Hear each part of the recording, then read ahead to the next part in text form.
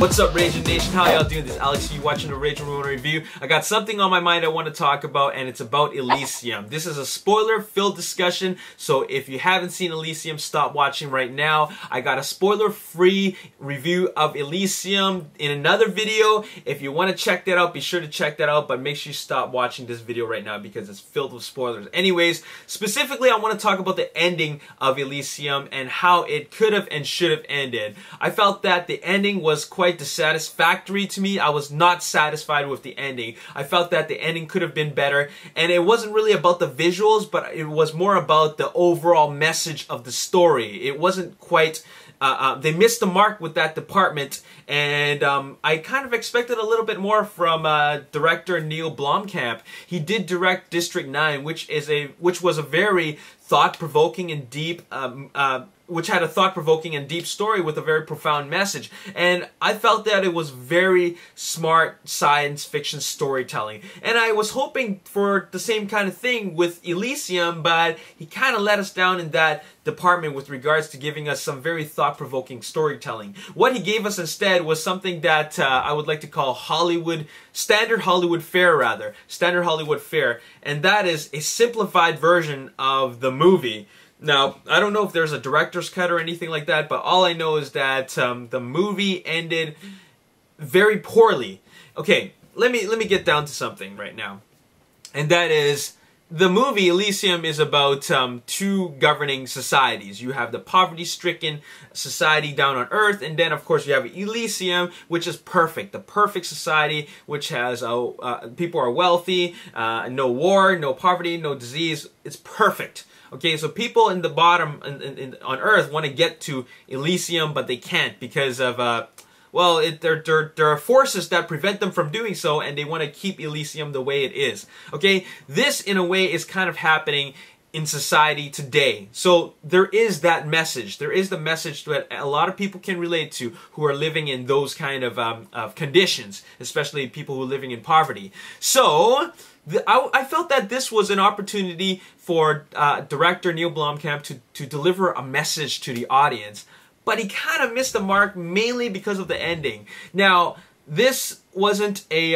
this was more of a science fiction action movie as opposed to a thought-provoking science fiction story. Okay, the way it ended was that they had Matt Damon and Sharlto Copley's character Kruger fight each other, and then it ends. Okay, well, it doesn't end just like that, but it made it look like that Sharlto Copley's character was the main antagonist because he takes out Jodie Foster's character, and then therefore who's left to fight? That's Sharlto Copley, who is a very scary villain. Okay, I think he played a great villain, did an excellent job, and I think he was a highlight of the movie. But I don't think that he should have been the main antagonist for the film. I think the main antagonist for Elysium should have been Elysium as a whole. Okay, having Elysium is what creates the antagonistic atmosphere. Okay, and that the face of Elysium is represented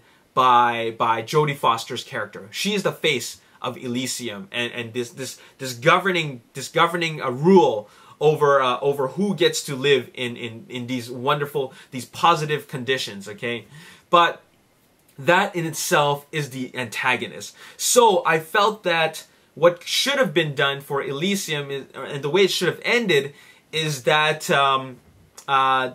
instead of Sharlto Copley's character being taken out and then it ends, it should have been Matt Damon's character taking out Jodie Foster's character. Now, specifically, I don't mean that it should have been like a fist fight and Matt Damon takes her out. I don't mean that at all. What I mean is that, first of all, you know those robots that are the enforcing officers on Earth and on Elysium? They are the ones that really are the scary ones. Okay, Sharlto Copley is kind of is an outsider. He's an outcast. Okay, but the ones that people really fear are the enforcing officers. So specifically, let me tell you exactly how I felt the movie should have ended. Okay, I'm no Hollywood writer or a writer in any way. I just felt that this is something that came off on the top of my head, and I felt that it would have worked better and would have helped the story better if it had ended like this. And this is how I would have wanted it to end it, and that is Imagine Jodie Foster's character controlling 20 or 30 or even 40 of these mechanical robots. These robots, okay,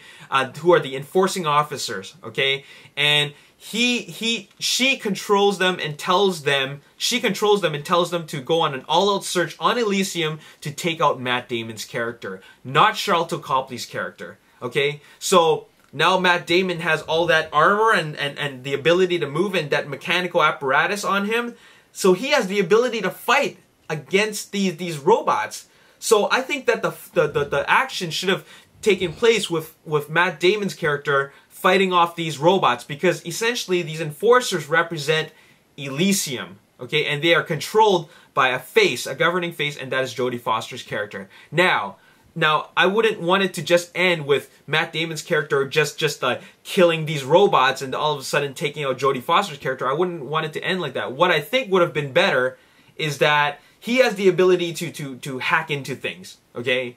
Because of the mechanical apparatus that he's wearing. So what would have been cool is if he found the ability to hack into the control center of these robots and then have them turn against Jodie Foster. Okay, and then not have the robots kill Jodie Foster, but have the robots arrest Jodie Foster's character.